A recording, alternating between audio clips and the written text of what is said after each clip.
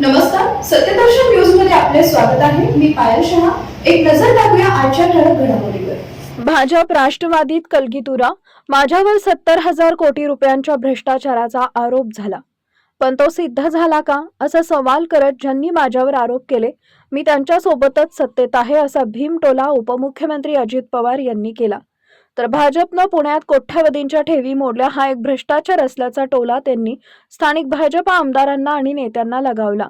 त्यावरून आता भाजप आणि दादांमध्ये शिलगली आहे। भाजपचे प्रदेश अध्यक्ष रवींद्र चव्हाण यांनी जोरदार पलटवार केलाय, तर त्यासोबतच तुम्ही पंतप्रधान नरेंद्र मोदी आणि मुख्यमंत्री देवेंद्र फडणवीस यांच्या एनडीए सरकारमध्ये काम करत आहात याची आठवणही त्यांनी दादांनी करून दिली आहे। अजित पवारांचं हे वक्तव्य जे आहे हे वक्तव्य निवडणुकीच्या पार्श्वभूमीवरती असणारं हे वक्तव्य आहे असं मला वाटतं। अजित पवारांनी खुद के गिरेबान में झांक के देखना चाहिए जसं हिंदीमध्ये म्हणतात ते पाहिलं पाहिजे। ते कोणत्या पक्षाबद्दल म्हणतायत?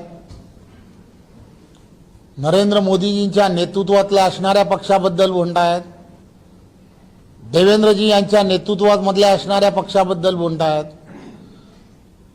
खरं तर आरोप प्रत्यारोप कसे करावेत हे त्यांनी ठरवलं पाहिजे।